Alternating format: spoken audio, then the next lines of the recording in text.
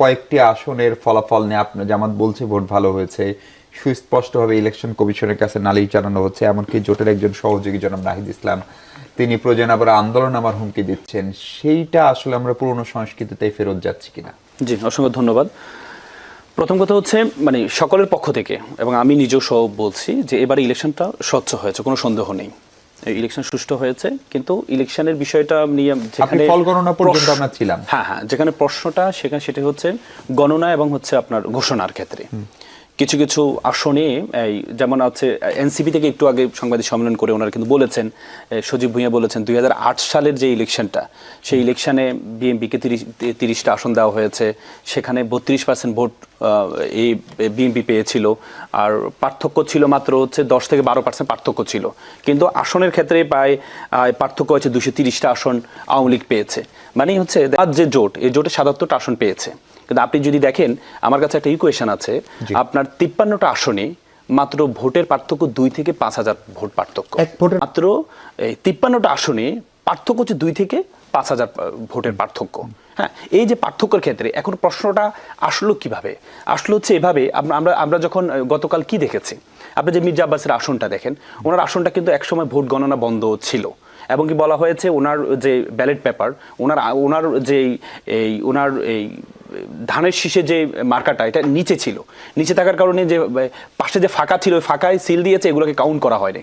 পরবর্তীতে এগুলোকে কাউন্ট করা হয়েছে, কাউন্ট করার কারণে উনি জয়লাভ করেছেন, এই থেকে জয়লাভ করেছেন। কিন্তু একইভাবে আপনি এটা যদি কাউন্টেবল হয়, আপনি যখন মামুনুল হক, আল্লামা মামুনুল হকের যে আসন, সে আসনে ওনার মার্কাটাও একবার শেষে ছিল, রিক্সা মার্কাটা একবার শেষে ছিল, এবং কি ওনার অনেকগুলো ভোট নষ্ট হয়েছে শুধুমাত্র ডান পাশে সিলটা মারার কারণে, সেক্ষেত্রে এটাকে কাউন্ট করা হয়নি। এই আপনি যখন এই দ্বিচারিতা যখন দেখেছে, তখন কিন্তু প্রশ্নটা ইলেকশন ট্রাইব্যুনাল রয়েছে, আপনি আইনজীবী, আপনি ভালো জানেন, তখন তো প্রশ্নটা এখন ব্যাপারটা হচ্ছে, আমরা তো হচ্ছে এই পর্যন্ত নির্বাচন কমিশনকে আমরা এই পর্যন্ত যতগুলো দেখেছি, ওনাদেরকে হুমকি ধামকি দেওয়া ছাড়া এই পর্যন্ত সমাধান হয়নি। আপনি দেখেন নির্বাচনের 2 দিন আগে বলে যে 300 গজের মধ্যে মোবাইল ব্যবহার করা যাবে না, যখনই গিয়ে একটু আন্দোলনের কথা বললো, করলো, তখনই কিন্তু ওনারা আবার এটা থেকে আবার ফেরত আসছেন। আপনি অনেকগুলো বিষয় আপনি দেখবেন নির্বাচন কমিশনের। এখন ব্যাপারটা হচ্ছে এই যে এটা তো আমাদের একটা সংস্কৃতি, আমাদের দেশের একটা সংস্কৃতি যে কোনো কিছু হলে যে আমরা আন্দোলন করব মানে এটা না যে আমরা সরকারকে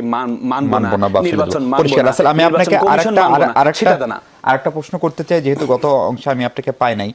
জামাত বরাবরই, জামাতের জোট বলে এসেছিল যে 91 মডেলের ইলেকশন, শেষ পর্যন্ত কি এটা 91 মডেল ইলেকশনই হলো? কারণ আমি নিজে জামাতের করেছিল, তারা ক্যাবিনেট ফর্ম করে পেরেছিল এবং শেষ পর্যন্ত আওয়ামী লীগের ভরাডুবি হয়েছিল। না দেখেন, আপনার 91 মডেল কোন অর্থে বলেছিলেন? আমি মনে করি না, এটা জামাতের পক্ষ থেকে বলা হয়েছে এই জন্যই, আপনি দেখেছেন এই গণঅভ্যুত্থানের পরবর্তীতে গণঅভ্যুত্থানের ইলেকশন হয়েছে, 91 ইলেকশন হয়েছে, এবং 90 যে ডাকসুর যে ছাত্রদলের যে ভূমিধস বিজয়, সেটার কারণে পরবর্তীতে 91-তে একটা যেখানে আওয়ামী লীগ ক্যাবিনেট গঠন করে ফেলেছিল, তখন কিন্তু হচ্ছে পরবর্তীতে দেখা গিয়েছে ছাত্র দল হয়েছিল। পরবর্তীতে 91 ইলেকশনে যেখানে ক্যাবিনেট তৈরি করে ফেলেছিল আওয়ামী লীগ, পরবর্তীতে বিএনপি কিন্তু সে সংখ্যাগরিষ্ঠতা পেয়ে ক্ষমতা আসছে। এখন পরবর্তীতে এই যে এবার দেখলাম যে একটা অভ্যুত্থানের পরবর্তীতে ইলেকশনটা হচ্ছে, এবং কি ছাত্র সংসদ শুধু একটা না, 5টা ছাত্র সংসদের যখন ভূমিধস বিজয়, যখন জামাত শিবিরের এই থেকে যখন হলো, তখনই কিন্তু এটা একটা আশা। এখন আপনি তো আশা করতে পারেন যে পরীক্ষা দিতে যায়, প্রত্যেকে তো পরীক্ষা দেওয়ার আগে চিন্তা করে আমি ফার্স্ট হবো।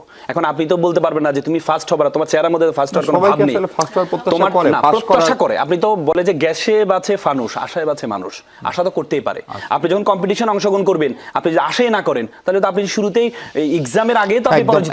আপনি যদি বললেন যে মন্ত্রী ঘোষণা করে দিচ্ছেন, এটা মন্ত্রী ঘোষণা না, এটা হচ্ছে যে আপনারা যদি এই আসনে যদি নাহিদকে জয়লাভ করেন, তাহলে আপনারা ভবিষ্যতে যদি আমরা জয়লাভ করি, তাহলে আপনারা একটা মন্ত্রী পাবেন।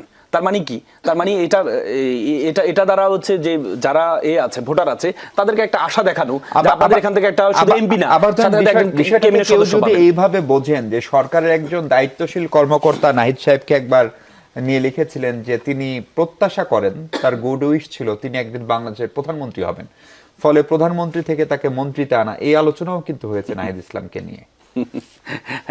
এখন কথা হচ্ছে, আমরা তো দেখি যে গণঅভ্যুত্থান যারা নেতৃত্ব দেয়, পরবর্তী তারা প্রধানমন্ত্রী হয়, এটাই তো স্বাভাবিক কথা। কিন্তু এটা আশা করা তো ভুলের বিষয় না। আমরা তো সমস্যা হচ্ছে আমরা হচ্ছে একটা পরিবারতন্ত্রের মধ্যে আছি দেশটা, আমরাও একটা বৃত্তের মধ্যে আছি, এই বৃত্ত থেকে বের হতে পারি না। আমাদের দেশে আমরা ছোটবেলা থেকে, আমি আপনাকে বলি, আমরা ছোটবেলা থেকে আমাদের মাথায় ঢুকিয়ে দেওয়া হয় সবকিছু হতে পারবা, প্রধানমন্ত্রী হতে পারবা না। মানে আমাদের মধ্যে আমরা এই 35 বছর যে ক্ষমতায়ন আমরা দেখেছি আমাদের মাথার মধ্যে ঢুকিয়ে দেওয়া হয়েছে এখনো পর্যন্ত। আপনি দেখেন যে কিছুদিন আগে তারেক রহমান সাহেব বলেছেন যে শেখ হাসিনার ছেলে মেয়েরা ইচ্ছা করলে রাজনীতি করতে পারে। তার মানে কি পরিবারতন্ত্রটা তোমার পরিবার যদি না থাকে, তাহলে আমার পরিবারতন্ত্র যদি থাকে, বিপরীতে যারা আছে তাদের সাথে তো আমি টিকতে পারবো না।